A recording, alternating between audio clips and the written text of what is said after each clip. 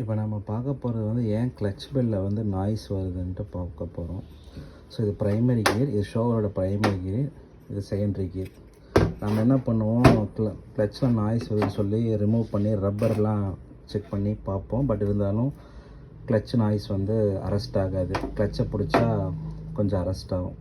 அது ரீசன் என்ன அப்படின்னா வந்து இந்த மெட்டீரியல் வந்து ஓடி ஓடி தேஞ்சு போயிடும். இந்த primary gear secondary gear oil இல்லாமல் ஓட்டுறது, ஆயில் கம்மியாக வச்சு ஓட்டுறதுனால என்ன ஆகும், இந்த மெட்டல் இருக்குது பார்த்திங்களா, இது ஓடி ஓடி தேஞ்சு போயிடும். ஸோ இங்கே நல்லாவே தெரியும் உங்களுக்கு டிஃப்ரென்சஸ்ஸு.